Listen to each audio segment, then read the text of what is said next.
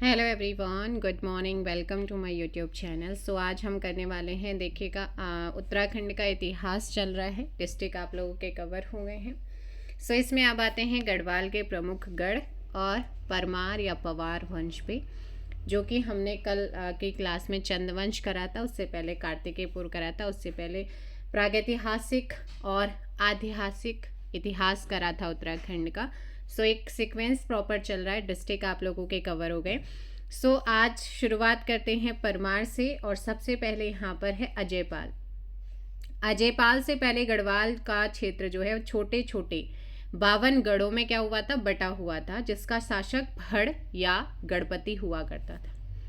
पहला गढ़ नागपुर गढ़ के जौनपुर परगने में नाग देवता का मंदिर था, जिसे नागनाथ गढ़ भी कहते थे। और नागपुर गढ़ का अंतिम गणपति भजन सिंह हुआ करता था। दूसरा गढ़ कोल्लीगढ़ बछवाड़ बिस्टू से रिलेटेड था। तीसरा गढ़ कौन था रवाणगढ़, बद्रीनाथ के पास रवाणी जाति का गढ़ माना जाता है तीसरा गढ़। चौथा गढ़ है फलियाणगढ़, जो कि फलदा कोट में स्थित था, जिस गढ़ को शमशेर सिंह नामक व्यक्ति ने ब्राह्मणों को दान दे दिया था। पांचवा गढ़ बांगरगढ़, खसिया ट्राइब जो होती है, खसिया जाति के नागवंशी राणों का था। छठा गढ़ कुइलीगढ़ को जोरासीगढ़ भी कहा जाता है, ये छठा गढ़ था। सातवां गढ़, जिसका गणपति अंतिम गणपति गोविंद सिंह सजवाण था, भरपूरगढ़। सातवां गढ़ कौन सा था, भरपूरगढ़, जिसका अंतिम गणपति गोविंद सिंह सजवाण था। आठवां गढ़ कुंजड़ीगढ़ का अंतिम गणपति कौन था, सुल्तान सिंह। नवागढ़ सिलगढ़ था, जिसका अंतिम गणपति सजवाण सबल सिंह था। 10वां गढ़ कौन सा था, मुंगरागढ़, रवाई क्षेत्र में रावत जाति का गढ़ था, जहां अब रौतेला रहते हैं।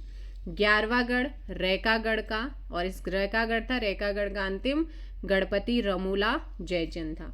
12वां गढ़ मौल्यागढ़, ये आपका रमोली परगने में स्थित रमोला जाति का गढ़ था। 13वां गढ़ उप्पूगढ़, उदयपुर के कफ्फू चौहान का गढ़, इंपॉर्टेंट है, ठीक है। कफ्फू चौहान का गढ़ उप्पूगढ़ उदयपुर गढ़, जो कि कौन सा था, 13वां गढ़ था। चांदपुर गढ़ चमोली के गैरसैंण के पास स्थित ये गढ़ था, जिसका अंतिम गणपति भानु प्रताप था। नालागढ़ देहरादून में स्थित था। रामीगढ़ शिमला में राणा जाति से रिलेटेड। विराटगढ़ जौनपुर में थोकदार भूप सिंह से संबंधित था। रानीगढ़ एक रानी के द्वारा बनाया गया एक गढ़, इसलिए से रानीगढ़ कहते हैं। बधानगढ़ पिंडर नदी के ऊपरी क्षेत्र में गढ़वाल और कुमाऊं का विभाजक माना जाता है। गढ़तांग गढ़, ये टकनौर उत्तरकाशी में भोटिया जाति का गढ़ था। लंगूरगढ़ भैरव देवता का प्रसिद्ध स्थान पूछा जाता है। इंडियागढ़ रवाई बड़कोट में स्थित गढ़ को रूपचंद नामक व्यक्ति ने नष्ट कर दिया था। और दशौलीगढ़, ये इस दशौलीगढ़ का अंतिम गणपति कौन था, मानवर नामक प्रतापी राजा को माना जाता है। नयालगढ़ का अंतिम सरदार भग्गू था। गुजरूगढ़ पौड़ी गढ़वाल डिस्ट्रिक्ट में पड़ता है। देवलगढ़ पौड़ी जिले में अजयपाल ने इसे राजधानी बनाया। लखनपुरगढ़ अल्मोड़ा क्षेत्र में है, जिसका नाम कत्यूरी वंश के शासक लखन पाल देव के नाम पर पड़ा है। और 52वां गढ़ लोधनगढ़ देवगढ़ के पास ये स्थित था। चमोली जिले में स्थित गढ़ जैसे चांदपुरी गढ़ है ना, चांदपुरी गढ़, चांदपुर गढ़ पंवार राजाओं की पहली राजधानी। पूछा जाता है कि पंवार राजाओं की पहली राजधानी कौन सी थी, चांदपुर गढ़, जो चमोली के आदि बद्री के आसपास का क्षेत्र में पड़ता था, और जिसका अंतिम गणपति भानु प्रताप या सोनपाल। लोहाबगढ़ नेगी जाति के दिलेवर सिंह व प्रमोद सिंह बड़े प्रतापी हुए, ये भी चमोली में है। नागपुरगढ़ चमोली जिले में नागनाथ पोखरी के मंदाकिनी नदी क्षेत्र में स्थित है। कंडारागढ़ मंदाकिनी उपत्यका में स्थित था, जहां का फैगू का मंदिर प्रसिद्ध था, और जिसका अंतिम गणपति मंगल सेन हुआ करता था। बधानगढ़ पिंडर नदी क्षेत्र में स्थित था, जो चंद एवं पंवार वंश की विभाजक सीमा पर था।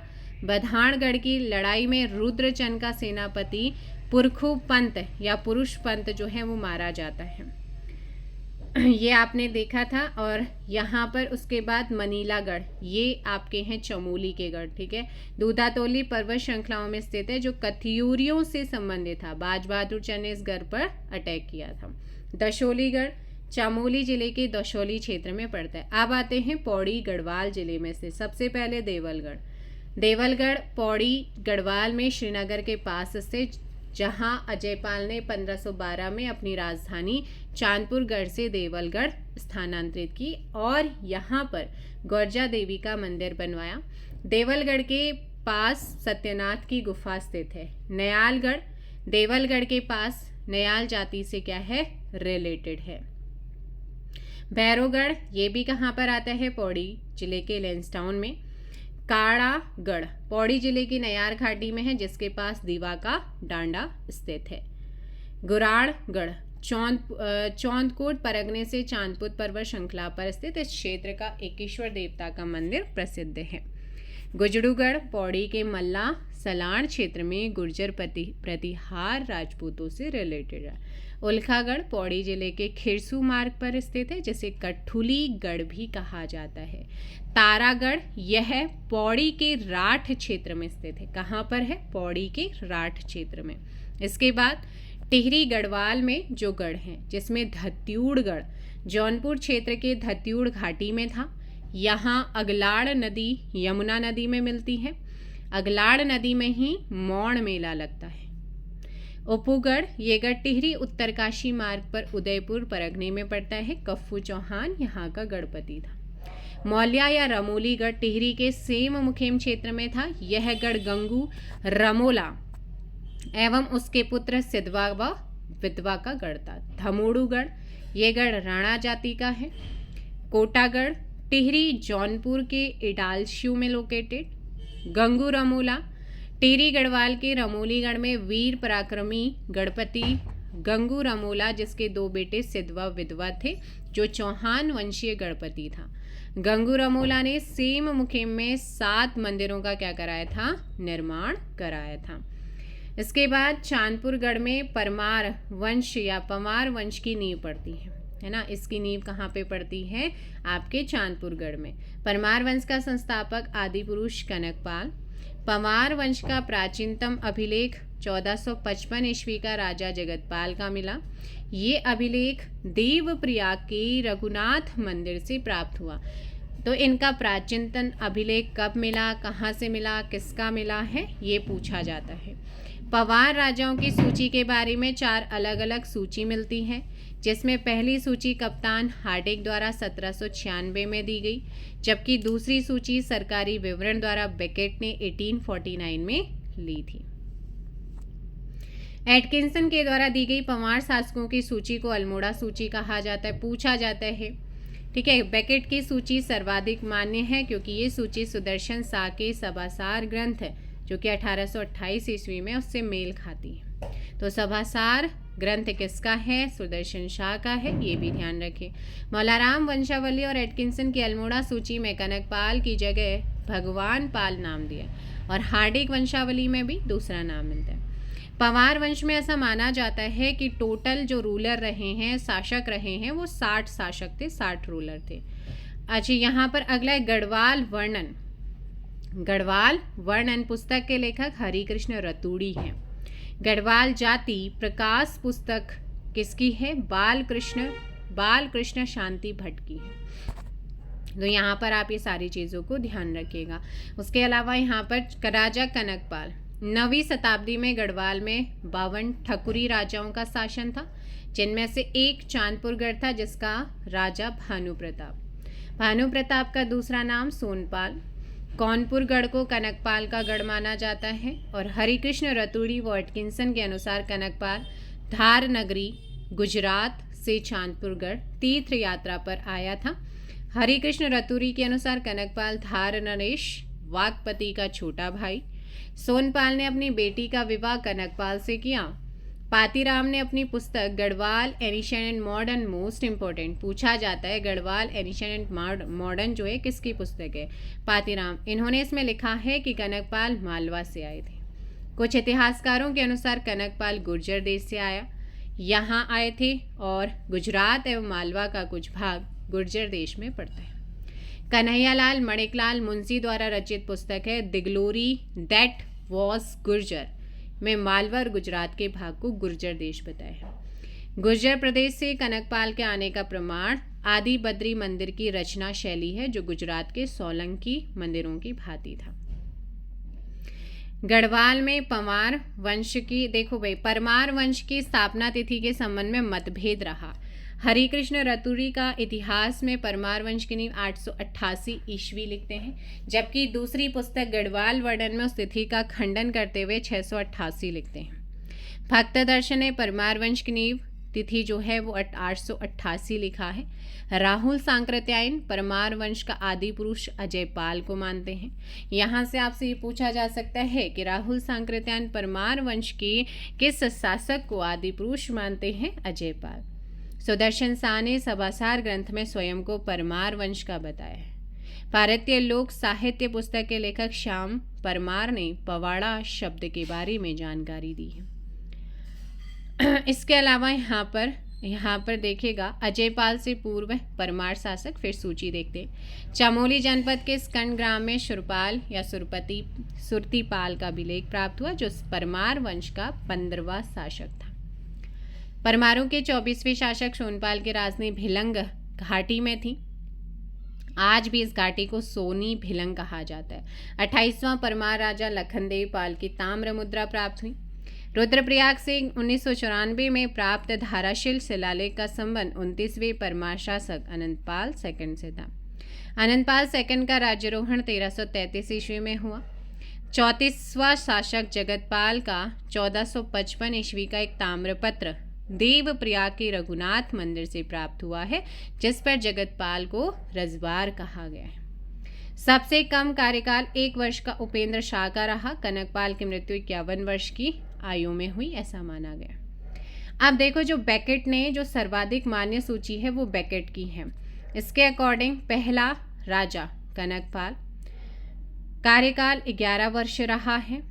दूसरा श्यामपाल 26 वर्ष, पदुपाल तीसरा 31 वर्ष, अभिगतपाल 25 वर्ष, 5वां सिंगल पाल है, 6ठा रत्नपाल है, 9वां मदनपाल है, 11वां जयचंदपाल है, 17वां, उसके बाद 17वां अनंतपाल है, 18वां आनंदपाल है, 28वां लखन, मतलब मेन सूची दी है। लखनदेव पाल है, 29वां अनंतपाल देते 21वां शासन, 30वां पूरबदेव है, 33वां शलदेव है, 34वां जगतपाल है, 35वां जीतपाल है। आनंदपाल सेकंड 28 वर्ष, यहाँ पर 37वां था अजयपाल 31 वर्ष। तो ये सूची आप लोग यहाँ पर देख सकते हैं। यहाँ पर आता है सहजपाल 36 वर्ष, उसके बाद बलभद्र शाह 25 वर्ष, उपेंद्र शाह, प्रदीप शाह और सुदर्शन शाह 44 वर्ष। प्रद्युमन शाह यहाँ पर 54वां राजा, ठीक है, 54वां राजा आपका प्रद्युमन शाह आ जाता है और सुदर्शन शाह आ जाते हैं। उसके भवानी शाह, प्रताप शाह, कीर्ति शाह, नरेंद्र शाह, मानवेंद्र शाह। तो भाई अंतिम शासक है ना, अंतिम परमार शासक टिहरी रियासत का मानवेंद्र शाह था, जो कि 60वां राजा रहा है। तो यहाँ पर मेन ही आपको याद रखने हैं, बाकी इतना इम्पोर्टेंट नहीं होती हैं चीज़ें। अब आते हैं यहाँ पर राजा अजयपाल के बारे में पढ़ते हैं, ठीक है। राजा अजयपाल देखो भाई, देखिएगा पॉइंट टू पॉइंट दिखने भी चाहिए, इसलिए मैं इसे जूम कर रही हूँ। अजयपाल गढ़वाल के परमार वंश का 37वां राजा महत्वपूर्ण है, क्योंकि इनके बारे में पूछा जाता है। राहुल सांकृत्यायन ने अजयपाल को परमार वंश का संस्थापक माना और अजयपाल का शासन 1490 ईस्वी से 1519 ईस्वी तक रहा। राय बहादुर पातीराम ने अजयपाल को गणपति से संबोधित किया। Most important question, Ajaypal Chandpur गढ़ के गणपति आनंदपाल के बेटे थे, जिसने 52 गढ़ों को अपने बाहुबल से जीता था। अजयपाल ने कतियों को हराकर उनसे सोने का सिंहासन छीना। 1491 में कुमाऊं के कीर्तिचंद ने अजयपाल को बधानगढ़ के युद्ध में हराया। अजयपाल ने अपनी राजधानी देवलगढ़ की प्रसाद पहाड़ी पर 1512 में राज प्रसाद बनवाया। जयपाल ने देवलगढ़ में अपनी कुलदेवी राज राजेश्वरी का मंदिर एवं सत्यनाथ भैरव गुफा का जीर्णोद्धार करा। अब यहाँ से ये देवलगढ़ कौन सी डिस्ट्रिक्ट में है, कहाँ पर है, ये आप कर चुके हैं, है ना। तो इसी से आपको पता चलना चाहिए कि राज राजेश्वरी मंदिर का निर्माण किसने कराया था या जीर्णोद्धार, और ये कहाँ पर है, इसे सत्यनाथ भैरव गुफा कहाँ पर है, देवलगढ़ पता है। तो देवलगढ़ में गोरखनाथ पंथ के संत सत्यनाथ का आवास था। सत्यनाथ के पुजारी नाथ पंथी जोगी होते थे। इनके महंत को पीर कहा जाता था, जिसकी वेशभूषा मुस्लिम धर्मानुयायी पीरों के समकक्ष होती थी। देवलगढ़ में विष्णु मंदिर के सामने की दीवार पर अजयपाल का पद्मासन की मुद्रा में चित्र है। अजयपाल ने 1517 ईस्वी को राजधानी देवलगढ़ से श्रीनगर स्थानांतरित की और श्रीनगर में कालिका देवी मठ का निर्माण कराया। अजयपाल ने रसोइयों के लिए सरोला ब्राह्मणों की नियुक्ति की। पूछा जाता है कि रसोइयों के लिए सरोला ब्राह्मणों की नियुक्ति किसने की? अजयपाल। या सरोला ब्राह्मणों की नियुक्ति किसने की? अजयपाल ने की। अजयपाल ने मापतोल का मापक धूली पाथा का प्रचलन किया।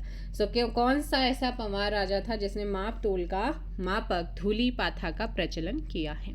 इस तरीके से क्वेश्चन आते हैं, जरूर याद रखिएगा। अजयपाल को गढ़वाल का अशोक, गढ़वाल का बिस्मार्क, गढ़वाल का नेपोलियन कहा जाता है। ये क्वेश्चन पूछे जाते हैं भाई, गढ़वाल का अशोक, गढ़वाल का बिस्मार्क, गढ़वाल का नेपोलियन, अजयपाल। प्रोफेसर अजय सिंह रावत ने अजयपाल की तुलना मौर्य सम्राट अशोक के समान या अशोक से की है, जबकि कवि भरत ने मानवोदय काव्य में अजयपाल की तुलना कृष्ण भीम कुबेर इंद्र से की है। अजयपाल गोरखनाथ पंथ का अनुयायी था। गोरखनाथ पंथ के अन्य अनुयायी भृतहरि और गोपीचंद भी थे। नवनाथ कथा एवं गोरक्षक सतवांजाल ग्रंथ में अजयपाल को गोरखनाथ संप्रदाय के 84 सिद्धों में से एक माना गया है। सावरी ग्रंथ डॉक्टर सूरवीर सिंह का हस्तलिखित ग्रंथ है। ये ग्रंथ तांत्रिक विद्या पर आधारित पुस्तक। सावरी ग्रंथ में अजयपाल को आदिनाथ कहा गया। अजयपाल की मृत्यु 1519 में हुई। अजयपाल का उत्तराधिकारी कल्याण शाह था। कप्पू चौहान, इनके बारे में भी पूछा जाता है। उप्पूगढ़ का सरदार कप्पू चौहान स्वयं के लिए कहता था कि मैं पशुओं में सिंह और पक्षियों में गरुड़ के समान हूँ। कप्पू चौहान के लिए अजयपाल ने कहा था, वीर तुम जीत गए और मैं हार गया। इसलिए कहा था कि कप्पू चौहान ने अजयपाल के सामने सिर कटा दिया लेकिन झुकाया नहीं था। अजयपाल का अंतिम युद्ध उप्पूगढ़ या उदयपुर पर ही था। अजयपाल ने स्वयं कप्पू चौहान को क्या दी थी? मुखाग्नि दी थी। उसके बाद राजा सहजपाल की यहाँ पर बात करते हैं।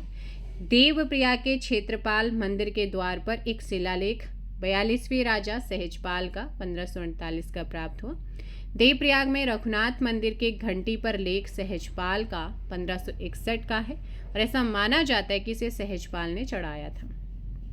सहजपाल का शासन 1547 से 1575 के बीच का रहा होगा, ऐसा माना जाता है। सहजपाल मुगल शासक अकबर का समकालीन था। सहजपाल को अभिलेखों में वीर गुणज्ञ सुखद प्रजाया कहा गया है। सहजपाल के समय अकबर ने गंगा का स्रोत खोजने के लिए एक दल गढ़वाल भेजा। ये पूछा जाता है कि किसके समय गंगा का स्रोत खोजने के लिए गढ़वाल भेजा था? सहजपाल। सहजपाल के समय अकबर ने पांडुकेश्वर की योग बद्री मंदिर में घंटा भी चढ़ाया था।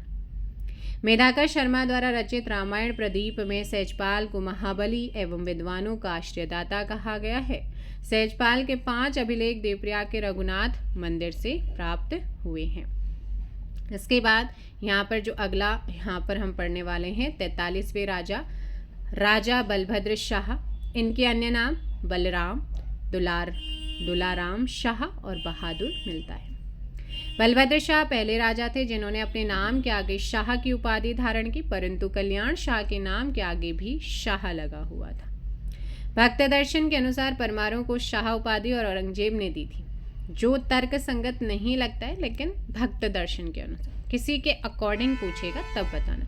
शाह उपाधि के बारे में अनेक मतभेद हैं, कोई भी तर्क इस बारे में सटीक नहीं बैठता, मगर ये कह सकते हैं कि बलभद्र शाह के बाद ही क्रमागत शाह उपाधि का प्रयोग हुआ था। लोग कहते हैं कि परमारों को शाह की उपाधि लोधी वंश के संस्थापक बहलोल लोधी ने दी। बलभद्र शाह के समय गढ़वाल में राजदूत भेजने की प्रथा प्रारंभ हुई। 1581 में ग्वालदम युद्ध हुआ बलभद्र शाह और रुद्रचंद के बीच, परंतु शिव प्रसाद डबराल युद्ध की तिथि 1591 मानते हैं और ग्वालदम युद्ध में रुद्रचंद की पराजय हुई। उसका सेनापति पुरुषोत्तम या पुरखू पंत मारा जाता है। कवि देवराज ने बलभद्र शाह की तुलना किससे करी है? भीम से करी है। रामायण प्रदीप के अनुसार बलभद्र शाह ने श्रीनगर में चित्रशाला प्रासाद का निर्माण कराया। ढांडरी शिलालेख का संबंध बलभद्र शाह से है, जिसमें उसके 1593 ईस्वी तक जीवित होने की जानकारी मिलती है। राजा मानशाह, इनके बारे में पूछा जाता है। तो देखो भाई, राजा मानशाह 44वें राजा थे, ठीक है, जो बलभद्र शाह का उत्तराधिकारी था। मानशाह के लेख देवप्रयाग के क्षेत्रपाल मंदिर 1608 ईस्वी का, रघुनाथ मंदिर 1610 ईस्वी का है, इससे मिले। मानशाह का शासनकाल 1591 से 1611 तक रहा। मानशाह के काल में चंद शासक लक्ष्मी चंद ने 7 बार गढ़वाल पर अटैक किया और हार का मुंह देखना पड़ा। बदिदत्त पांडे के अनुसार मानशाह का सेनापति नंदी था। मानशाह ने श्रीनगर के अंतर्गत मानपुर नामक नगर बसाया। मानशाह ने पश्चिम तिब्बत का दापा प्रांत जीता था, जिसका राजा मानशाह को कर के रूप में 1.25 सिर सोना व 1 4 सिंह वाला मेढ़ा देता था। मानशाह के दरबार में कवि भरत रहता था, जिसे मानवोदय काव्य की रचना संस्कृत भाषा में की। मानवोदय काव्य में मानशाह को सूर्य के समान तेजस्वी व राजा बलि के समान दानवान बताया गया है। कवि भरत को मुगल बादशाह जहांगीर ने ज्योति कराय की उपाधि दी थी और कवि भरत ने जहांगीर विनोद नामक रचना करी। मानशाह ने देवलगढ़ के गोरजा मंदिर में स्वर्ण कलश भेंट किया था। इसके अलावा यहाँ पर the early travels in India पुस्तक में फॉस्टर ने यूरोपीय यात्री विलियम की 1608 ईस्वी से 1611 तक की यात्रा का वर्णन है। विलियम फिंच ने मानशाह का जिक्र करते हुए कहा कि गढ़वाल का प्रतापी राज्य गंगा यमुना के बीच फैला है, जिसकी राजधानी श्रीनगर वह वहाँ का शासक सोने के बर्तन में भोजन करता है। मानशाह अकबर व जहांगीर के समकालीन था और उसके समय चंद राजा लक्ष्मी चंद था। जीतू बगड़ बगुड़ी गांव टिहरी का रहने वाला, जिसके पवाड़े आज भी गढ़वाल में प्रचलित। जीतू बगड़वाल के पिता गरीबाराई व माता सुमेरु थी। जीतू बगड़वाल के समय देवलगढ़ का शासक मानशाह था, जिसने उसे भोट क्षेत्र का फौदर अपॉइंट किया था। जीतू बगड़वाल लोकगाथाओं में उसकी खुद की तांबे की खान होने का वर्णन मिलता है। बगोड़ी के सेरा में जीतू को उसके बैलों सहित आचरियों ने हरा दिया था। उसके बाद राजा शामशाह की अगर बात करते हैं, शामशाह का शासनकाल 1611 से 1630 तक रहा। 45वां राजा शामशाह का उल्लेख जहांगीरनामा में मिलता है, जिसमें जिक्र मिलता है कि मुगल दरबार ने श्रीनगर शासक शामशाह को घोड़े व हाथी उपहार स्वरूप भेंट की। शामशाह की मुगल बादशाह जहांगीर से भेंट का वर्णन है। शामशाह पहला परमार शासक जिसका चित्र मिलता है। शामशाह ने भी दावा प्रांत जीतकर वहां के शासक से 1 शेर स्वर्ण चूर व 1 चंवर गाय कर के रूप में प्राप्त की थी। शामशाह के समय सती प्रथा का उल्लेख मिलता है। उसकी मृत्यु के पश्चात उसकी 60 रानियां सती हुई। शामशाह के राजगुरु कवि शंकर देव थे, जिन्होंने वास्तु शिरोमणि ग्रंथ की रचना की। शामशाह ने श्रीनगर में शामशाही बाग बनवाए और शामशाह को विलासी राजा की उपमा दी थी। इसके अलावा यहाँ पर शामशाह ने सिलसारी नामक ग्राम में भूमि का कुछ अंश शिवनाथ जोगी को दान में दिया। शामशाह के समय जेसुएट पादरी अंतोनिया दे अंद्रादे श्रीनगर आया था। एंटोनियो द अंद्रादे गढ़वाल के रास्ते तिब्बत 1624 में पहुंचा।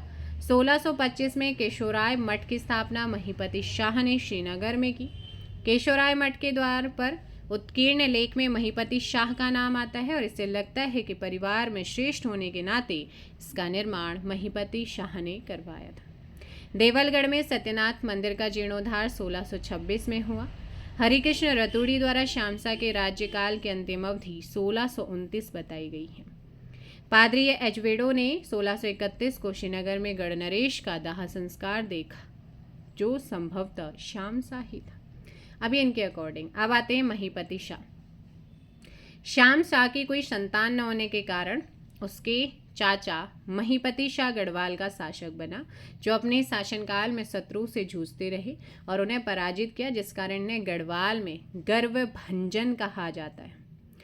इनके राज्यरोहण की तिथि हरिकृष्ण रतूड़ी ने 1629 बताई, जबकि डॉक्टर डबराल 1631 बताते हैं। अजय सिंह रावत इनके राज्यारोहण की तिथि 1622 के बाद मानते हैं। महीपति शाह के पिता दुलाराम या रामशाह। महिपति शाह सबसे अधिक उम्र में राजा बनने वाला गढ़वाल का शासक था, पूछा जाता है। मुगल लेखों में इसे अक्खड़ राजा कहा क्योंकि वह शाहजहां के राज्याभिषेक में शामिल नहीं हुआ। सी बेसेल्स ने early Jesuit travels in central Asia पुस्तक में एंड्राडे का यात्रा वृत्तांत लिखा गया है। एंड्राडे का सहयात्री मार्क्वेक्स था जो ईसाई धर्म के प्रचार के लिए महिपति शाह के समय गढ़वाल आया। महिपति शाह ने तिब्बत पर 3 आक्रमण किए जिसका वर्णन एंड्राडे ने अपने विवरण में दिया है। प्रथम अभियान में गढ़वाल सैनिक 12,000 थे जबकि सेकंड अभियान में 20,000 सैनिक। महिपति शाह ने भूलवश कुछ नागा साधुओं की हत्या कर दी थी जिसकी आत्मग्लानि के लिए ऋषिकेश भरत मंदिर में तपस्या की और नागा साधुओं की हत्या का पाप धोने के लिए काकू वामोर युद्ध में अपना बलिदान दे दिया था। काकुवामोर युद्ध महिपति शाह व चंद शासक त्रिमल चंद के मध्य हुआ जिसमें महिपति शाह को हार का सामना करना पड़ा था। कुमाऊं अभियान के इस युद्ध में महाराजा को सेनापति बनवाड़ी दास तुवर सहित वीरगति प्राप्त हुई। रोटी सूची प्रथा का प्रारंभ किसने किया था? महिपति शाह ने ही किया था। इसके अलावा यहाँ पर इनके बारे में महिपति शाह के सेनापति माधो सिंह भंडारी, रेखोला लोदी और बनवारी दास थे। ये पूछा जाता है कि किसके सेनापति थे, है ना। बनवारी दास चित्रकार मौलाराम के वंशजों के पुत्र थे जो कुमाऊं युद्ध में मारा जाता है। रेखोला लोदी ने सिरमौर तिब्बत गढ़वाल के दक्षिण भाग जीतने में महत्वपूर्ण भूमिका निभाई। मौलाराम ने महिपति शाह को महाप्रचंड भुजदंड कहा है। महारानी कर्णावती, है ना, महारानी कर्णावती महिपति शाह की पत्नी। कर्णावती को ताराबाई और गोलकोंडा की दुर्गावती के नाम से जाना जाता था। रानी कर्णावती ने देहरादून में करनपुर नगर बसाया था। यशवंत सिंह कटौज के अनुसार महिपति शाह की पत्नी कर्णावती का वास्तविक नाम करुणावती था। आइए माधो सिंह भंडारी, क्योंकि इनके बारे में क्वेश्चन आता है, तो माधो सिंह भंडारी का जन्म मलेथा टिहरी गढ़वाल में हुआ। इनके पिता का नाम कालू भंडारी था। माधो भंडारी की पत्नी का नाम उदीना बोराणी। माधो सिंह भंडारी को गर्वभंजन महिपति शाह, गर्वभंजक माधो सिंह भंडारी, क्योंकि इसने एकमात्र गजे सिंह की बलि दे दी थी। देव प्रयाग रघुनाथ मंदिर के द्वार पर एक अभिलेख मिला है जिसमें माधो सिंह भंडारी के बेटे गजे सिंह व पुत्रवधु मथुरा बोराणी का उल्लेख मिलता है। 1640 में रानी कर्णावती का ताम्रलेख मिला जिसमें चमोली के एक हटवाल ब्राह्मण को भूमि दान दी गई, जिसमें माधो सिंह भंडारी को साक्षी माना गया। और इस ताम्रपत्र से ज्ञात होता है कि चीन का तुमुल युद्ध 1640 ईस्वी के आसपास हुआ होगा। इस छोटा चीन तुमुल युद्ध में माधो सिंह भंडारी वीरगति को प्राप्त हो जाते हैं। माधो सिंह भंडारी की मृत्यु सतलज नदी के तट पर, ये पृथ्वीपति शाह के समय भी सेनानायक रहे। माधो सिंह भंडारी ने मलेथा की गुल का निर्माण किया। मलेथा की गुल छेड़ाधार पहाड़ी पर लगभग 225 फीट बनाई गई, जिसमें चंद्रभागा नदी, चकमा नदी या डांगर नदी से पानी निकाला गया था। मसेरगढ़ किला किसने बनाया? माधो सिंह भंडारी ने ही बनाया था। राजा पृथ्वीपति शाह, आइएगा इनके बारे में जानते हैं, इनके बारे में क्या क्या क्वेश्चन बनते हैं। 1640 में पृथ्वीपति शाह का राज्याभिषेक हुआ जो समय लगभग 7 वर्ष का अल्पवयस्क था, जिसकी संरक्षिका महारानी कर्णावती। यहाँ से क्वेश्चन ये पूछा जाता है कि महारानी कर्णावती किसकी संरक्षिका थी। पृथ्वीपति शाह ने देहरादून में पृथ्वीपुर नामक शहर बसाया। पृथ्वीपति शाह ने राजगढ़ी नामक स्थान को दूसरी राजधानी बनाया और वहाँ का शासक दिलीप शाह को बनाया था। मुगल राजा शाहजहां ने 1655 में खलीतुल्ला कासिम खां के नेतृत्व में गढ़ राज्य की सीमाओं को घेर लिया था, जिसमें चंद राजा बाज बहादुर चंद व सिरमौर राजा मेधांता प्रकाश ने मुगल सेना का साथ दिया। तीनों सेनाओं ने दून घाटी पर विजय भी प्राप्त की। पृथ्वीपति शाह ने मुगल शहजादा सुलेमान सिको को शरण दी। इसे अभागा शहजादा कहा जाता है। यहाँ से पूछा जाता है कि किसने शरण दी थी। दारा सिको को लघु अकबर कहते हैं, जो सुलेमान सिको का पिता था। सुलेमान सिको ने 17 आदमियों के साथ गढ़वाल में शरण ली। सुलेमान को पकड़ने के लिए औरंगजेब ने जयसिंह को गढ़वाल भेजा और उसके बाद जयसिंह के बेटे राम सिंह को। मेदिनी शाह व राम सिंह ने मिलकर सुलेमान सिको को दिल्ली दरबार में पेश किया था। पृथ्वीपति शाह के बेटे मेदिनी शाह ने सुलेमान सिको को औरंगजेब को सौंपा था तथा तब पृथ्वीपति शाह ने मेदिनी शाह को देश निकाला दिया। पराक्रमी राजा का डरपोक पुत्र मेदिनी शाह को कहा जाता है। मेदिनी शाह की दिल्ली में 1662 में मृत्यु की खबर औरंगजेब ने पत्र लिखकर पृथ्वीपति शाह को दी थी। हाट कोटी की संधि पृथ्वीपति शाह व मंधाता प्रकाश के बीच हुई। औरंगजेब का 1665 ईस्वी का पत्र मिलता है जिसमें फतेह शाह को राजा बनाने की बधाई देता है। पृथ्वीपति शाह ने लगभग 1664 ईस्वी में गद्दी त्याग कर फतेह शाह को राजा बनाया। 1667 में पृथ्वीपति शाह की मृत्यु के बाद उसका पोता फतेह शाह गद्दी पर बैठता है। ट्रैवनियर ने अपनी पुस्तक ट्रेवल्स इन इंडिया में गणराज्य के बहादुरी की प्रशंसा की। कुंभ मेले के अवसर पर गंगा स्नान के समय देशी राजाओं के बीच जब मेदिनी शाह ने कहा कि मेरी गंगा होली तो मेरे पास आली, मेरी गंगा होली तो मेरे पास आली, तब गंगा की धारा चंडी की ओर चली गई थी, जिसे आज भी गंगा जी की नील धारा कहा जाता है। रानी कर्णावती के बारे में यहाँ पर ये है, पृथ्वीपति शाह की संरक्षिका थी महारानी कर्णावती। 1635 में शाहजहाँ के सेनापति नवाजत खान ने दून की घाटी पर आक्रमण किया। उस समय गढ़वाल की संरक्षिका थी कर्णावती, जिसने सूझबूझ में मुगल सैनिकों को पकड़कर उनके नाक कटवा दिए। तब से उन्हें नाक कटने वाली, वैसे नक कटी रानी बोला था, लेकिन उन्हें नाक काटे थे, तो इनका होना चाहिए था नाक काटने वाली रानी। नवाजत खां के साथ सिरमौर के राजा मेधांता प्रकाश की सेना भी युद्ध में भाग लिया था। शिव प्रसाद डबरा ने रानी कर्णावती को नाक कटनी रानी नाम दिया। निकोलस मनुची ने अपने पुस्तक स्टोरिया डू मुंगोर में कर्णावती को साक्षात दुर्गा कहा। कर्णावती के समय दून घाटी की राजधानी नवादा थी। दून में रानी कर्णावती ने करनपुर गांव बसाया था। उसके बाद यहाँ पर आते हैं फतेह, राजा फतेह शाह। गढ़वाल का शिवाजी फतेह शाह को कहते हैं। फतेह शाह का गुरु गोविंद सिंह की भांति घोड़े पर बैठा चित्र मिलता है, जिस चित्र में उनकी उम्र 33 वर्ष लिखी है। हरिकृष्ण रतूरी के अनुसार फतेह शाह की संरक्षिका राजमाता कटौची थी। मतीराम ने फतेह शाह के समय को गढ़वाल का स्वर्णकाल कहा है। गुरु विलास के अनुसार भेंगड़ी का युद्ध गुरु गोविंद सिंह व फतेह शाह के बीच 1689 में हुआ था। फतेह शाह के सम्मान में उसकी तलवार एवं हथियार कई वर्षों तक दाबा के विहार में रखे गए थे। भेंगड़ी युद्ध का कारण सिरमौर के राजा मेदिनी प्रकाश से गुरु की मित्रता या पुत्री के विवाह के अवसर पर गुरु के उपहारों को लौटाना रहा। भेंगड़ी के युद्ध का वर्णन गुरु गोविंद सिंह ने अपनी आत्मकथा विचित्र नाटक में किया था। फतेह शाह ने अपनी बेटी का विवाह बिलासपुर के राजा भीष्मचंद के पुत्र से किया। मेमोयर्स ऑफ देहरादून के लेखक GRC विलियम्स थे। मेमोयर्स ऑफ देहरादून में लिखा है कि फतेह शाह ने सहारनपुर पर आक्रमण किया और फतेहपुर नामक नगर बसाए। फतेह शाह को गढ़वाल का अकबर भी कहा जाता है, क्योंकि अकबर की भांति फतेह शाह के दरबार में भी 9 रत्न थे। फतेह शाह के दरबार में 9 रत्न श्री खेतराम धसमाना, श्री सुरेशानंद बर्थवाल, श्री हरिदत्त नौटियाल, श्री रुद्रीदत्त कमोठी, श्री शशिधर डंगवाल, श्री बासवानंद बहुगुणा, श्री सहदेव चंदौला और श्री हरिदत्त थपलियाल एंड कीर्तिराम कंठोला जी थे। फतेह शाह ने समुद्रगुप्त की भांति मुद्रालेख लिखवाया था। फतेह शाह नाथपंथी संत बालक नाथ से अधिक प्रभावित एवं अनुयायी था। फतेह शाह ने गुरु राम राय को अपने दरबार में बुलाया और देहरादून में गुरुद्वारा बनाने में मदद करी है। ये क्वेश्चन इस बार PCS में स्टेटमेंट के फॉर्म में आया है, ज़रूर उस चीज़ को ध्यान रखिएगा। अब इसके अलावा यहाँ पर फतेह शाह ने गुरुद्वारा की आय हेतु 3 ग्राम खुड़बुड़ा राजपुर चामा सारी दान में दिए। ये जा कर के देखिएगा, इस बार का PCS का क्वेश्चन है।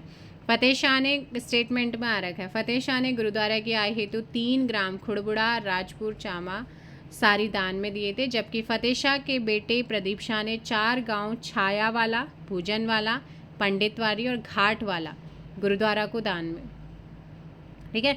मौलाराम के अनुसार फतेह शाह का उत्तराधिकारी उपेंद्र शाह ने लगभग 1 वर्ष शासन किया, जो परमार वंश का सबसे कम कार्यकाल।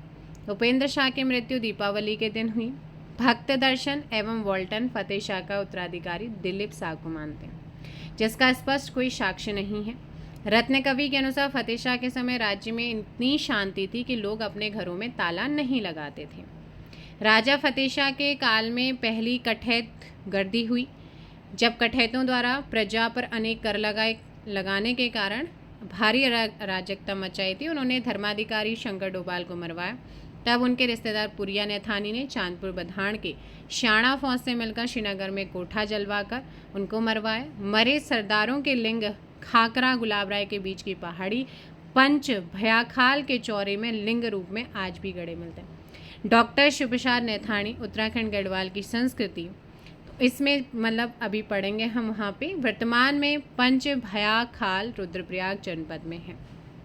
फतेह शाह के दरबारी रत्न कवि व श्री क्षेमराज जटाधर व मतीराम फतेह शाह के दरबारी कवि थे। पूछा जाता है कि इसमें से कौन थे कौन नहीं थे। फतेह शाह कर्ण ग्रंथ के रचयिता श्री जटाधर का या जटाशंकर थे। श्री रत्न कवि का हस्तलिखित ग्रंथ फतेह प्रकाश है। रत्न कवि ने फतेह शाह को अपने ग्रंथ फतेह प्रकाश में हिंदुओं का रक्षक, सील का सागर, उद्दंडों को दंड देने वाला बताया है। ग्रंथ व्रत कौमुदी या छंदासार पिंगल रचना कवि मतीराम की है और मतीराम का राजराज ग्रंथ श्रीनगर के चित्रकार मंगत राम कुंवर को समर्पित। कविराज सुखदेव ने अपने ग्रंथ वृत्त विचार में फतेह शाह की वीरता का वर्णन किया। फतेह शाह ग्रंथ का संपादन डॉक्टर सुरवीर सिंह ने किया। फतेह शाह यशोवर्णनम पुस्तक के रचयिता रामचंद्र हैं। फतेह शाह की कीर्ति सुनकर शिवराज भूषण व नीलकंठ या जटाशंकर ने श्रीनगर की यात्रा की। इंडो चाइना तिब्बत ट्रायंगल नामक पुस्तक श्री राम गोपाल की है। ठीक है, तो ये फतेह शाह के बारे में। अब आते हैं राजा प्रदीप शाह। राजा प्रदीप शाह लखनऊ संग्रहालय में रखे सिक्के के आधार प्रदीप शाह का शासनकाल 1717 से 1757 तक। प्रदीप शाह के मिले दानपत्र के आधार पर देखो अलग अलग क्या था, 1717 से 1772 तक माना है। प्रदीप शाह की संरक्षिका कनक देई और इनके पिता का नाम दिलीप शाह। प्रदीप शाह का दीवान रघुपति चौथा और प्रदीप शाह के वजीर का नाम चंद्रमणि डंगवाल और रंगी बिष्ट। प्रदीप शाह का बख्शी विद्याधर डोभाल और आनंद सिंह थे। प्रदीप शाह का दरबारी कवि मेधाकर शर्मा, जिसने रामायण प्रदीप की रचना की। प्रदीप शाह ने चित्रकार मौलाराम तोमर को संरक्षण प्रदान दिया। मौलाराम द्वारा निर्मित प्रदीप शाह का रूप चित्र प्राप्त हुआ है। प्रदीप शाह ने दून की राजधानी नवादा से हटाकर धामुवाला कर दी। प्रदीप शाह के समय कुमाऊं पर 1743 में रोहेला आक्रमण अली मोहम्मद के नेतृत्व में हुआ था। रोहेलों ने कल्याण चंद चतुर्थ से संधि करते समय 3 लाख रुपए की मांग की और इस राशि को प्रदीप शाह ने उधार देकर कल्याण चंद चतुर्थ की सहायता करी थी। सहारनपुर के रोहेला सरदार नजीब खान ने 1757 ईस्वी में दून पर आक्रमण किया और 1757 से 1770 तक दून पर नजीबुद्दौला या नजीब खान का अधिकार रहा। प्रदीप शाह का कार्यकाल चंद व पवार वंश की मित्रता के लिए भी जाना जाता है। प्रदीप शाह की 2 ताम्र मुद्राएं या तिमासी, जिन्हें लखनऊ के राज्य संग्रहालय में रखा गया है। जयपुर राजा सवाई जयसिंह व प्रदीप शाह ने अपने अपने वकील दोनों राज्यों में नियुक्त किए थे और यह इनके विदेशी संबंधों को दर्शाता है। प्रदीप शाह के दीवान रघुपति द्वारा सबलीगढ़ के निर्माण का उल्लेख भी मिलता है। तो ये थे राजा प्रदीप शाह। अब आते हैं राजा ललित शाह। ललित शाह 1772 में गद्दी पर बैठा। इसके समय कुमाऊं शासक दीपचंद, राजा दीपचंद की जीवित अवस्था में कुंवर मोहन सिंह रौतेला ने 1777 ईस्वी में स्वयं को कुमाऊं का शासक घोषित कर दिया था। ललित शाह के समय सिखों ने 2 बार 1775 और 1778 में देहरादून पर आक्रमण किया। ललित शाह व सिखों के बीच सिरमौर का युद्ध 1779 हुआ। पूछा जाता है किस किस के बीच हुआ, कब हुआ। हर्षदेव जोशी ने ललित शाह को कुर्मांचल विजय के लिए भी आमंत्रित किया था। बगवाली पोखर का युद्ध 1779 में ललित शाह मोहन सिंह के बीच हुआ। ललित शाह ने कुमाऊं पर अटैक किया। मोहन सिंह जो है युद्ध से भाग जाता है। ललित शाह ने प्रद्युमन शाह को कुमाऊं की गद्दी पर बैठाया और हर्षदेव जोशी को प्रद्युमन शाह का प्रधानमंत्री अपॉइंट किया। प्रद्युमन शाह ने अपने आप को दीपचंद का दत्तक पुत्र घोषित किया, जबकि प्रद्युमन शाह डोटियाली रानी का पुत्र था। ललित शाह के 4 बेटे थे, जयकृत शाह, प्रद्युमन शाह, पराक्रम शाह, प्रीतम शाह। ललित शाह की मृत्यु हवालाबाग के दुलड़ी नामक स्थान पर मलेरिया के कारण हुई। ललित शाह का उत्तराधिकारी जयकृत शाह जो है ये क्योंठली रानी का बेटा, जो 1780 से 85 तक गद्दी पर बैठा। बेकेट की सूची में जयकृत शाह के राज्यरोहण एवं शासन का समय 1780 से 86 माना है और डॉक्टर मुकुंदी लाल 1780 से 1785। देखिए इनके कार्यकाल को लेकर ना मतभेद है। है ना, राजाओं के। जयकृत शाह के दरबारी आपस, इसलिए अगर आपसे इनके अकॉर्डिंग, इस सूची के अकॉर्डिंग या इसके अकॉर्डिंग पूछता है, फिर आप उसके अकॉर्डिंग आंसर दीजिए। जयकृत शाह के दरबारी आपस में दो दलों में बट गए, जहां एक और खंडूरी व दूसरी और डोभाल दल बन गए। वैसे इनके ईयर्स नहीं पूछे जाते कि कब से कब तक शासन किया।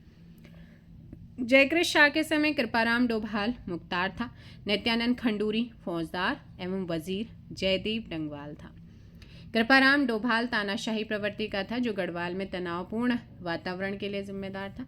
नेगी जाति के सदस्यों ने दून के फौजदार घमंड सिंह मिश्रा को श्रीनगर बुलाया, जिसने कृपाराम डोभाल को मारकर स्वयं मुख्तार बन गया, जिसके बाद राजा घमंड सिंह के हाथों की गुटबंदी बन गया था। उसके अलावा यहाँ पर जयकृत शाह ने सिरमौर के राजा जगत प्रकाश के राजदूत भिजवाया था, जिसने कपरौली के युद्ध में प्रद्युमन शाह, पराक्रम शाह, विजयराम नेगी की संयुक्त सेना को हराया और श्रीनगर आकर घमंड सिंह का वध कर दिया। सिख आक्रमणों से बचने के लिए जयकृत शाह सिखों को राखी बांध नामक कर देते थे। 1786 में जयकृत शाह ने भी रघुनाथ मंदिर में अपने जीवन का अंत कर दिया। मौलाराम के अनुसार मरते समय जयकृत शाह ने प्रद्युमन शाह एवं पराक्रम शाह को क्या दिया था? श्राप दिया था।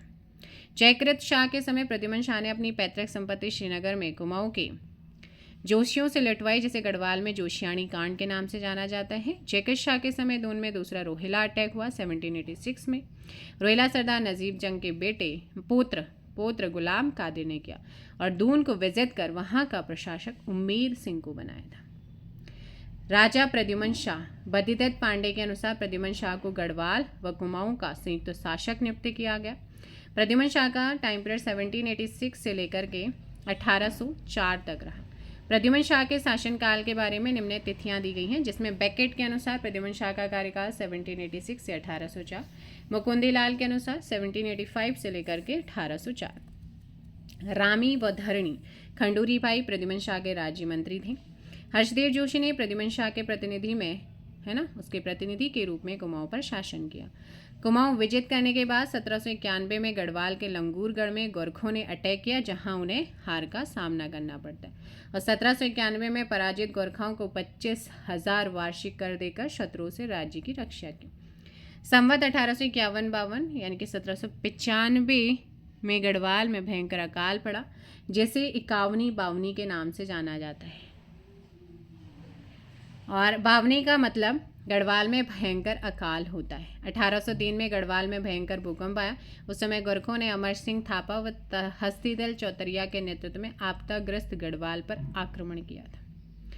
गढ़ नरेश ने बहुमूल्य सिंहासन और आभूषण सहारनपुर में बेचकर 12,000 सैनिकों की सेना बनाई, जिसमें लंढौर रियासत में गुज्जर राजा राय दयाल सिंह ने गणपति की सहायता की। 14 मई 1804 खुड़बुड़ा के मैदान देहरादून में प्रद्युमन शाह वीरगति को प्राप्त हो जाते हैं, जिसके एक बेटे प्रीतम शाह को गोरखाओं ने बंदी बनाया, दूसरा सुदर्शन शाह हरिद्वार चले जाते हैं।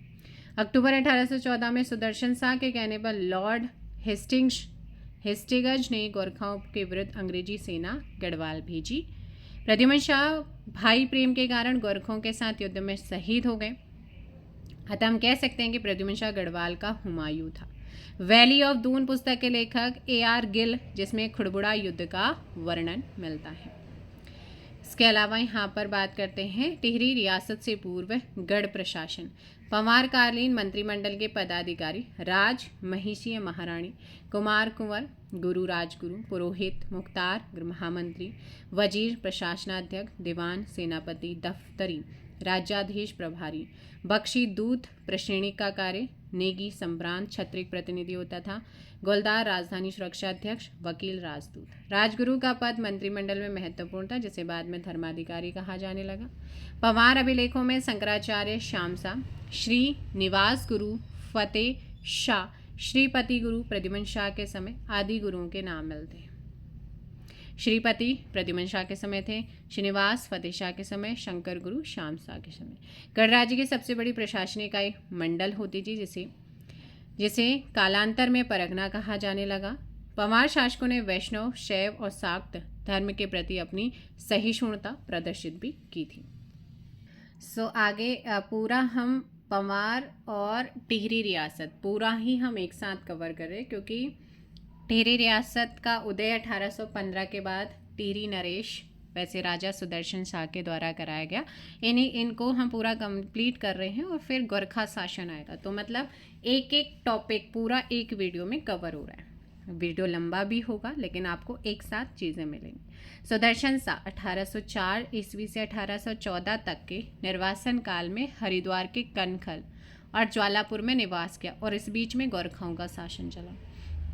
बरेली प्रवास के दौरान सुदर्शन शाह की मुलाकात कैप्टन हेयरसी से हुई। उसे दून व चंडी परग ने 3005 रुपये में बेच दिया था, जिसका जिक्र वैली ऑफ दून पुस्तक में मिलता है, किंतु ये सिर्फ कल्पना मात्र प्रतीत होता है क्योंकि इसमें राजा के पूर्वजों के नाम गलत दिए गए हैं। सुदर्शन शाह का कार्यकाल 1815 से 1859 तक रहा। इनका विवाह हिमाचल की खनीति ठाकुर की बेटी से हुआ। ब्रिटिश कंपनी ने सुदर्शन शाह पर 7 लाख रुपए न देने का आरोप लगाकर श्रीनगर पर कब्जा कर लिया था। सुदर्शन शाह ने 28 दिसंबर 1815 को टिहरी में अपनी राजधानी बनाई। टिहरी पहले धुनारों व मछुआरों की बस्ती हुआ करती थी।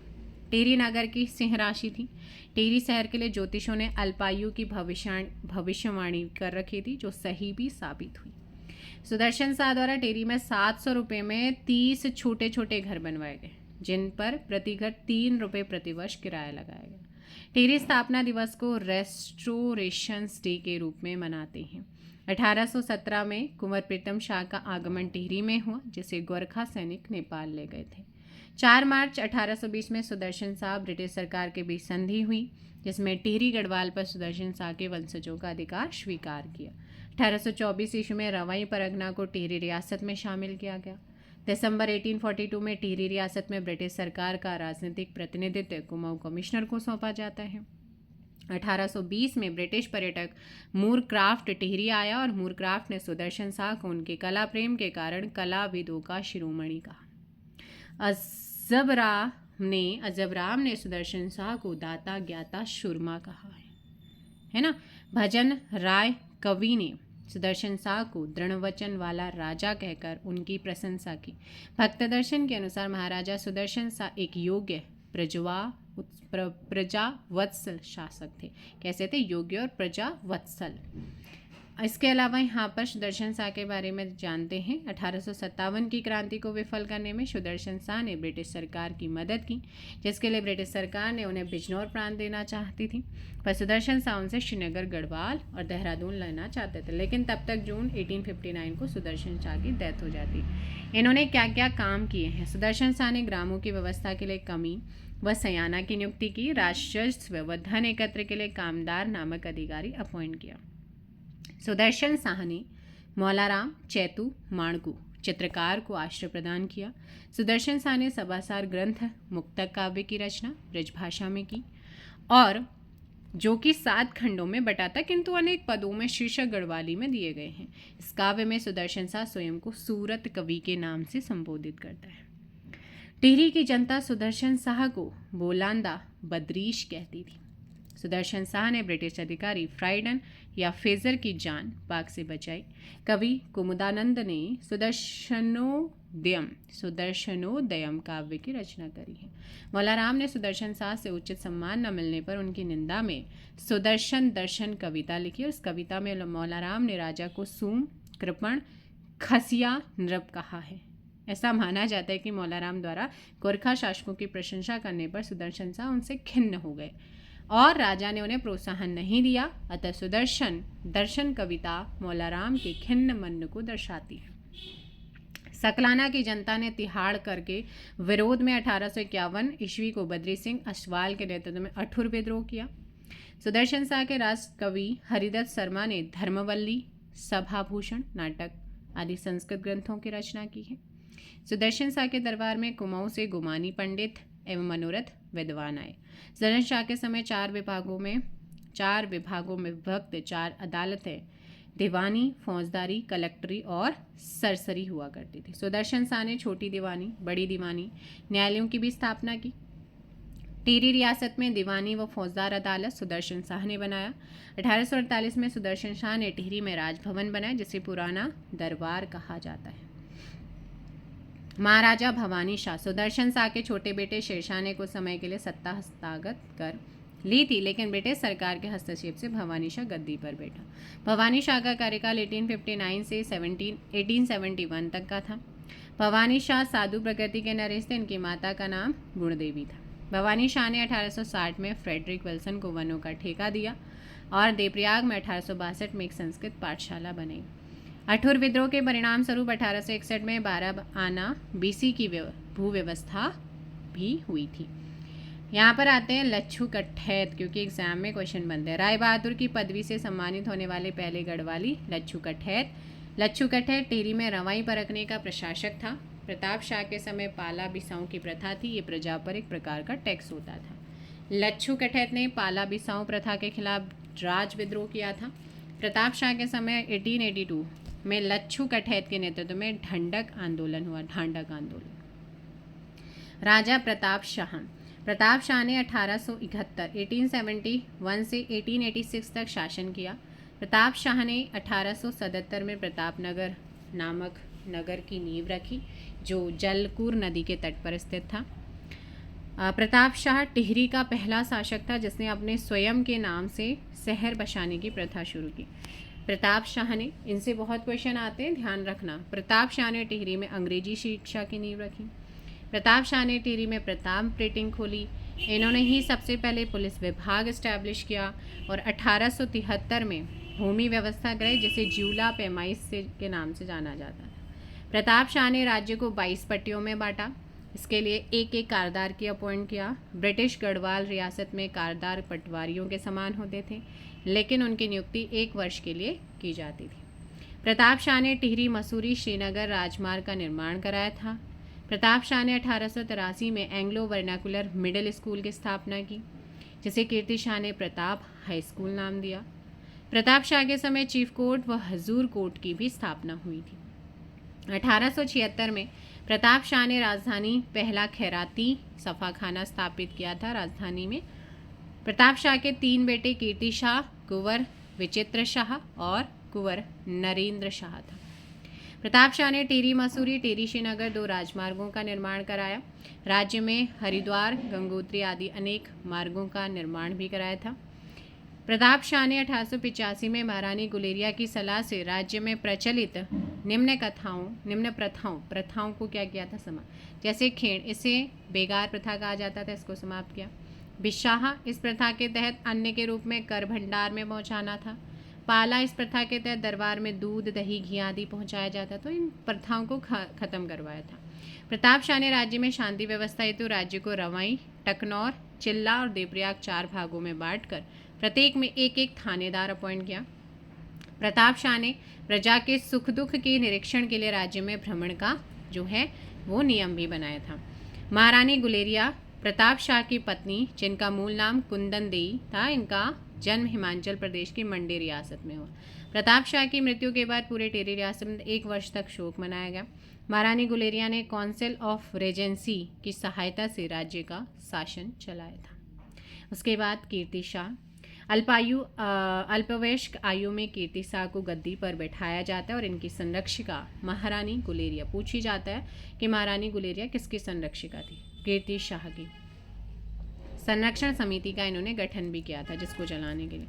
कीर्ति शाह ने अजमेर के मेयो कॉलेज में शिक्षा प्राप्त की। वह एक मेधावी छात्र, 87% अंक प्राप्त कर मेयो कॉलेज से 3 स्वर्ण 11 रजत पदक जीत कर लाए। कीर्ति शाह का शासन 1886 से 1913 तक रहा, लेकिन 27 मई 1898 में कीर्ति शाह का संपूर्ण अधिकार प्राप्त हुआ था। 31 दिसंबर 1898 में ब्रिटिश सरकार ने कीर्ति शाह को कंपेनियन ऑफ इंडिया की उपाधि दी। तो यहाँ से पूछा जाता है कि वो कौन सा ऐसा टिहरी शासक था या पवार शासक था जिसको कंपेनियन ऑफ इंडिया की उपाधि मिली थी ब्रिटिश सरकार से? कीर्ति शाह। 1900 में इंग्लैंड में 11 तोपों की सलामी इन्हीं को दी गई। 9 नवंबर 1901 में नाइट कमांडर की इनको उपाधि भी दी गई। कीर्ति शाह ने तारादत्त गेरला को अपना विधि परामर्शदाता अपॉइंट किया। मई 1902 में स्वामी रामतीर्थ टिहरी गढ़वाल आए, जिन्हें कीर्ति शाह ने जापान में आयोजित होने वाले अंतर्राष्ट्रीय धर्म सम्मेलन में शामिल होने के लिए आग्रह किया। जाने की यात्रा का व्यय भी किया था इन्होंने। दूसरा, आगरा दरबार 1892 में वायसराय लैंसडाउन ने भारतीय नरेशों के समूह कीर्ति शाह की भूरी भूरी प्रशंसा की थी और अन्य राजाओं को कीर्ति शाह को अपना आदर्श बनाने और उनका अनुकरण करने के लिए दिल्ली दरबार में ब्रिटिश सरकार ने 1903 में कीर्ति शाह को सर या KCSI की उपाधि से विभूषित भी किया। 1907 में लॉर्ड कैंपबेल टिहरी आता है। कैंपबेल का कीर्ति शाह के बारे में कथन था कि कीर्ति शाह सदृश राजा मैंने भारतवर्ष के किसी भी भाग में नहीं पाया है। कीर्ति शाह ने अकबर के समान दीन ए इलाही धर्म तो नहीं चलाया, परंतु सर्व धर्म सम्मेलन के लिए एक सभा उसने बुलाई थी। इसके अलावा कीर्ति शाह के कार्यों की उनकी मृत्यु 25 अप्रैल 1913 को हुई और इनके कार्यों की अगर बात करते हैं तो इन्होंने टिहरी राज्य में मिडिल पाठशाला को 1891 में प्रताप हाई स्कूल में उच्चीकृत किया। कीर्ति शाह ने 1909 में हिवेंट संस्कृत पाठशाला बनवाई। टिहरी में कीर्ति शाह ने वेधशाला का निर्माण करवाया। कीर्ति शाह ने टिहरी में नगर पालिका की स्थापना की। जनता को पहली बार बिजली की सुविधा प्रदान की। उत्तरकाशी में एक कुष्ठ आश्रम खोला और टिहरी में एक प्रेस की स्थापना की। कीर्ति शाह ने टिहरी में कृषकों के कल्याण के लिए कृषि बैंक स्थापित किया, जिसका नाम बैंक ऑफ गढ़वाल रखा। कीर्ति शाह ने हिंदी टाइपराइटर का आविष्कार किया, जिसका पेटेंट किसी एक कंपनी को दे दिया। 1897 में महारानी विक्टोरिया की हीरक जयंती पर टिहरी में 110 फीट ऊंचा घंटा घर का निर्माण करवाया। कीर्तिनगर की स्थापना 1894 में विलोली नामक ग्राम में की गई। टिहरी में सेना का पुनर्गठन करके टिहरी में माइनर्स व सैंपर्स फोर्स की स्थापना हुई। कीर्ति शाह ने यमुना पर हिबेट ब्रिज का निर्माण कराया था। भक्त दर्शन ने अपनी पुस्तक में कीर्ति शाह को राजश्री नाम से संबोधित किया और कीर्ति शाह के समय मुल्की रिवाज व ताजी रात हिंद पर आधारित विधि संहिता का निर्माण भी हुआ है। अब आते हैं राजा मानवेंद्र शाह पर। नरेंद्र शाह का जन्म 1898 में प्रतापनगर में हुआ, जो 1913 में अल्पवयस्क रूप में गद्दी पर बैठे, जिसकी संरक्षिका राजमाता नेपोलिया को बनाया गया था। नरेंद्र शाह अल्पवयस्क होने के कारण इनके संरक्षण के लिए संरक्षण समिति बनी। संरक्षण समिति में अंग्रेजी अफसर सैमियर भी था। वह दूसरे सदस्य हरिकृष्ण रतूड़ी थे। नरेंद्र शाह 1913 से 46 तक गद्दी पर बैठा, लेकिन 4 अक्टूबर 1919 को विजयदशमी के अवसर पर संपूर्ण राज्याधिकार मिला था।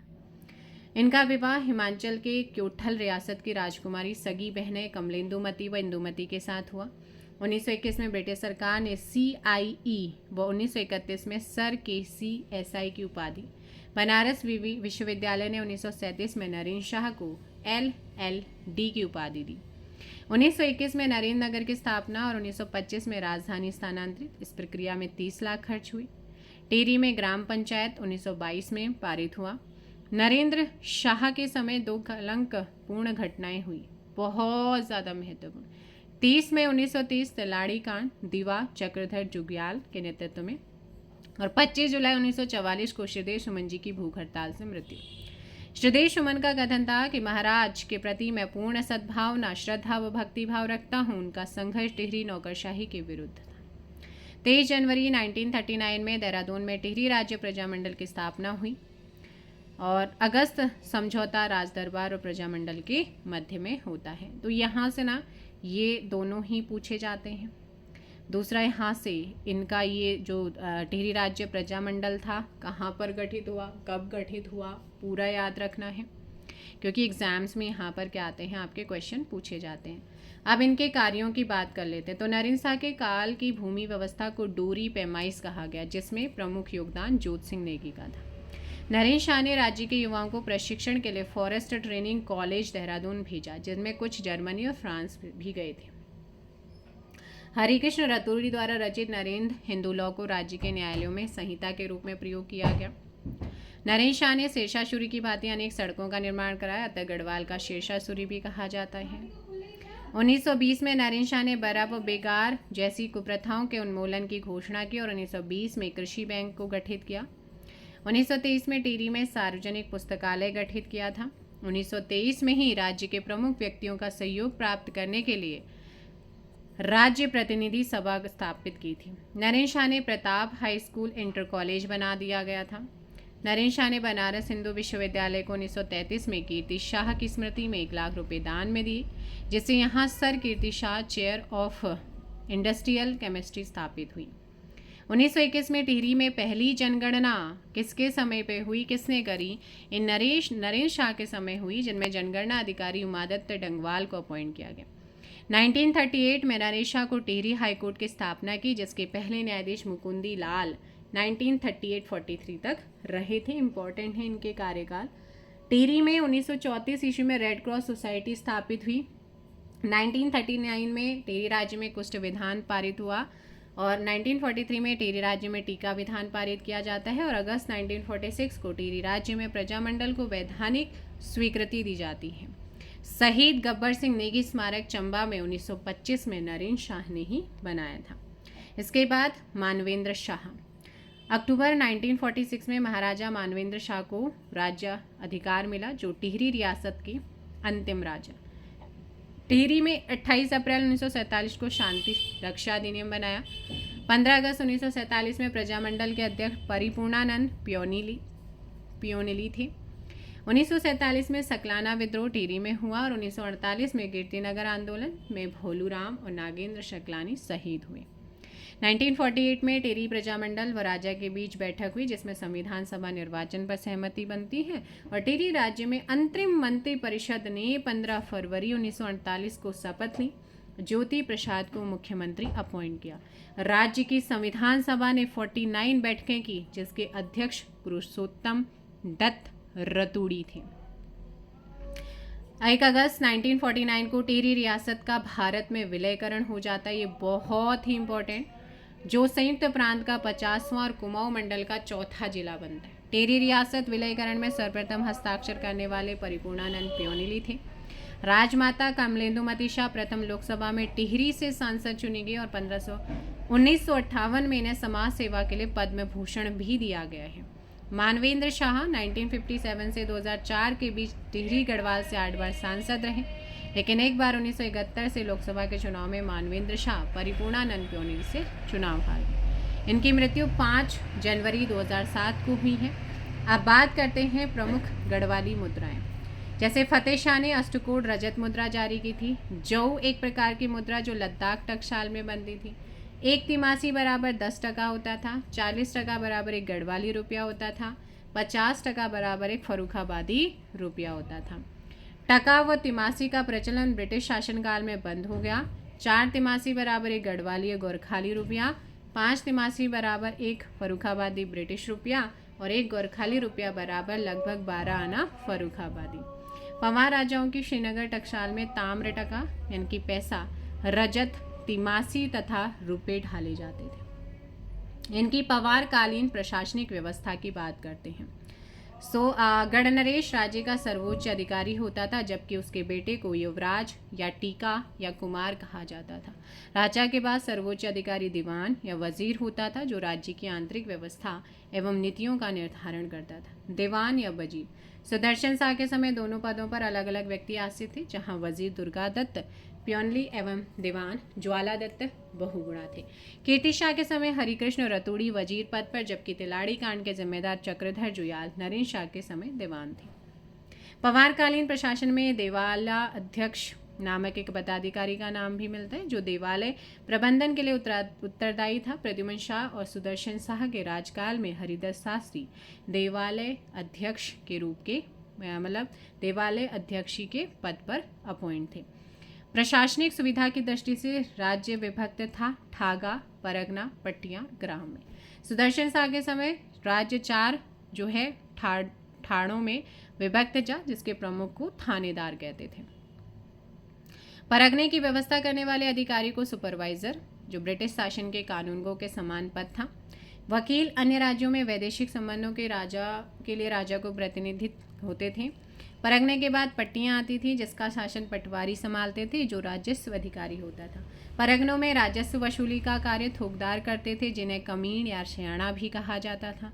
प्रशासन की सबसे छोटी इकाई ग्राम थी, जिसके मुखिया प्रधान होते थे। प्रधान गांव में राजस्व एकत्र कर धनराशि पटवारी को सौंप देता था और ये पद वंशानुगत होता था। प्रधान गांव के मौरूसी दारों में से एक अपॉइंट होता था। प्रत्येक गांव में राजस्व वसूलने के लिए प्रधान होते थे। पंवार राजाओं के नाम के साथ रजबार शब्द का प्रयोग सबसे पहले जगतपाल के ताम्रपत्र में मिलता है। एटकिंसन के अनुसार कतूरी राज में युवराज को रजबार कहते थे। अस्कोट के पाल कतूरी शाह से रजबार विरुद्धावली का प्रयोग करते थे। गढ़ राज्य ने अलग अलग समय में रोहिला, तुर्क, मराठा और सिख आक्रमणों को क्या किया था, विफल किया था। यहाँ की भू व्यवस्था, कत्यूरी राज्य के समान गढ़ राज्य में भी भूमि का स्वामित्व राजा में निहित होता था। राज्य आय का प्रमुख साधन सिरती या भूमिकर था। राज्य 3 परिस्थितियों में भू स्वामित्व दूसरे को दे सकता था: संकल्प या विष्णु प्रति विद्वान ब्राह्मण, रौथ वीरता प्राप्त सैनिकों को पुरस्कार स्वरूप, जागीर राज्य अधिकारियों को। राजा की आज्ञा से कृषि भूमि पर कृषि करने वाले किसानों को आसामी, और आसामी 3 प्रकार के खायकर, सिरतान और मोरूसीदार थे। जो व्यक्ति राजा की आज्ञा से कृषि कार्य स्वतंत्र रूप से स्वयं करता था और राजा को सीधे राजस्व देता था, उसे मोरूसीदार। जो मोरूसीदार या खायकर को उसकी भूमि हेतु सेती या नगद रकम दिया जाता था, सिरतान। जो मोरूसीदार के अधीन उसकी भूमि से कमाता था एवं निर्धारित रकम मोरूसीदार को देता था, वो खायकर होता था। इसके अलावा यहाँ पर थातवान की भूमि पर बसे किसान थातवान के खायकर कहलाते थे, जिसे वह कभी भी हटा सकता था। जिस समय तक खायकार थातवान को राजस्व देता था, उसे थात से नहीं हटाया जाता। पवार शासक कृषि उपज का 1/3 कर के रूप में लेते थे, तिहाड़ कहा जाता था। अधिक साधारण उर्वरता वाली भूमि के उत्पादन का अधेल या आधा भाग भूमि कर के रूप में किया जाता था। पौण टूटी एक प्रकार का आयात निर्यात कर होता था, ये पूछा जाता है, मोस्ट इंपॉर्टेंट। नाप तोल की पद्धति ध्यूली पाथा का प्रचलन अजयपाल ने किया, जो संभवतः 2 किलो के बराबर हो। और ताली भूमि लावारिश भूमि थी, जो पुत्रहीन व्यक्ति की होती थी पवारों के टाइम पे। ग्याली भूमि वह भूमि होती जिसका भूस्वामी अपना अधिकार छोड़कर दूसरी जगह बस गया हो। मुयाली भूमि वह भूमि जिसके भूस्वामी की मृत्यु हो जाती थी। गढ़ राज्य में भूमि माप की सबसे बड़ी इकाई जूला, जबकि सबसे छोटी इकाई मुट्ठी थी। गढ़ नरेशों की सैनिक व्यवस्था और अन्य पदाधिकारी। गढ़ राज्य का सर्वोच्च मंत्री मुख्तार होता था। गढ़ सेना पलटनों में विभक्ति थी, जिन्हें सलाण, बधान और लोहवा कहते थे। प्रत्येक परगने के सैनिक शासक को फौजदार, जिसका कार्य परगने में शांति व्यवस्था कायम करना होता। राजकीय कार्यालय के महानिदेशक को दफ्तरी कहते थे, जिसका कार्यकाल या कार्यालय राजधानी में होता था, जिसके द्वारा कर्मचारियों की नियुक्ति एवं स्थानांतरण किया जाता था। मौलाराम के ग्रंथों में संदेशवाहक को चणु और राजप्रसाद में अदली का कार्य करने वाले को चाकर, राजा के साथ चांदी का दंड लेकर चलने वाले को चौबदार कहते थे। गढ़ राज्य के मंत्रिमंडल में धर्माधिकारी प्रमुख होता था, जिसके लिए मौलाराम ने ओझा गुरु शब्द का प्रयोग किया है। पवार काल में सुपकारपति नामक अधिकारी राजकीय भोजन का प्रभारी होता था। अब करते हैं पवारकालीन साहित्य। तो पवारकालीन अभिलेखों की भाषा प्राय संस्कृत एवं गढ़वाली है। अभिलेखों में अनंतपाल द्वितीय का धारशिल अभिलेख, प्रदीप शाह का डांग अभिलेख, सुदर्शन शाह का बाड़ाहाट अभिलेख संस्कृत में प्रसिद्ध है। पवार शासकों के संपूर्ण ताम्रपत्र व शासनादेश गढ़वाली भाषा में है, जिसमें सबसे प्राचीन जगतपाल का देवप्रयाग दानपत्र। संस्कृत साहित्य की सबसे प्राचीन रचना मानशाह के काल से मिलती है। इनके आश्रित कवि भरत ने मानवोदय काव्य की रचना की और दूसरी संस्कृत साहित्य रामायण प्रदीप की रचना पंडित मेधाकर शर्मा ने की। सुदर्शन शाह के समय वाशवानंद प्रसन्न ने प्रसन्न सिंधु की रचना करी थी। फतेह शाह का कार्यकाल हिंदी के विकास के लिए प्रसिद्ध रहा। इनके समय उनके आश्रित रत्न कवि ने फतेह प्रकाश और मतीराम ने वृत्त कौमुदी की रचना की। गढ़ राज्य के विकास कार्य की नींव टिहरी रियासत में भूमिकर या लगान 7/8 राशि नगद के रूप में, जैसे मामला या रकम नाम से, और 1/8 भाग अन्य के रूप में, जैसे विशाही या बरा नाम से जाना जाता था। जागीर गांवों से जागीरदार एवं मुआफी गांव से मुआफीदार कर के रूप में बरा एवं मामला लिया करते थे। राज्य कर्मचारी जैसे पटवारी, पतरौल आदि को गांव में बरा देने की प्रथा थी। विवाद की स्थिति में वादी से शुल्क लेने की प्रथा की शुरुआत सुदर्शन शाह ने की। प्रताप शाह ने कोर्ट फीस के रूप में टिकट लगाने की प्रथा शुरू की और आयात निर्यात कर वसूली की जगह जगह चौकियां बनाएगी, जिसमें वसूली का काम मुंशी करते थे। कस्टम सुप्रिटेंडेंट जो मुंशियों के कार्य की देखभाल करता था। टिहरी नरेशों के समय न्यायालय भी आय के प्रमुख स्रोत थे। सुदर्शन शाह ने सरसरी, कलेक्ट्री, छोटी दीवानी, बड़ी दीवानी नामक न्यायालयों की स्थापना की। नरेंद्र शाह ने फौजदारी विवादों के लिए सेशन कोर्ट की स्थापना की, जिसका प्रमुख सेशन जज होता था। गढ़ नरेश पशु चराने वालों से घी कर या चराई कर एवं वन कर वसूलते थे, जिसके लिए ठेका ठेकेदारों को, ये महत्वपूर्ण है। इसके अलावा यहाँ पर हम बात करते हैं, आइएगा, ये है परमार राजवंश से संबंधित साहित्य और विवरण। फतेह प्रकाश रत्न कवि रचनाकार हैं, ठीक है। व्रत कौमुदी मतीराम, प्रेम पथिक तोता कृष्ण गरोला, सभाभूषण हरिदत्त शर्मा, सर्व संग्रह सा सुदर्शन सा जहांगीर भरत कवि ने लिखी। रामायण प्रदीप मेधाकर शर्मा ने लिखी है। और गणराज वंश मौलाराम, फतेह शाह कर्ण ग्रंथ जटाधर या जटाशंकर, कीर्तिविलास सदानंद डबराल ने, गोरखवाणी सुदर्शन साहा और मानवोदय काव्य भरत कवि ने।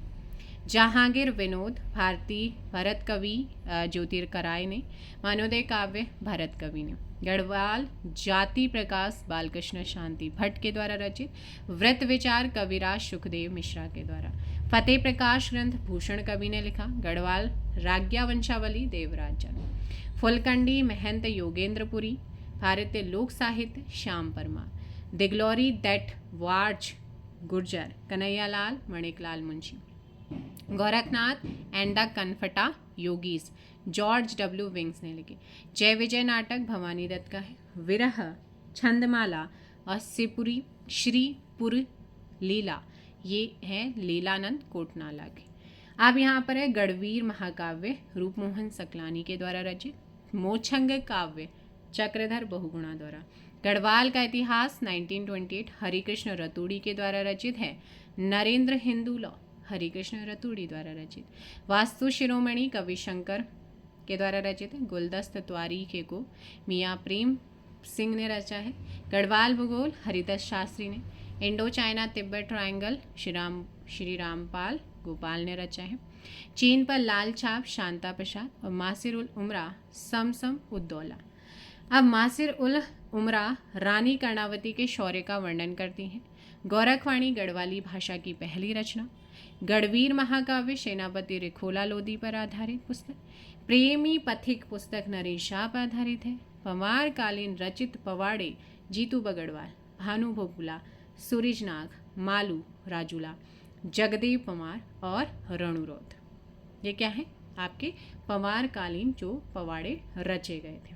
जीतू बगड़वाल, भानु भोपुला, सूरजीनाग, मालू राजूला, जगदेव पवार, रणुरोध।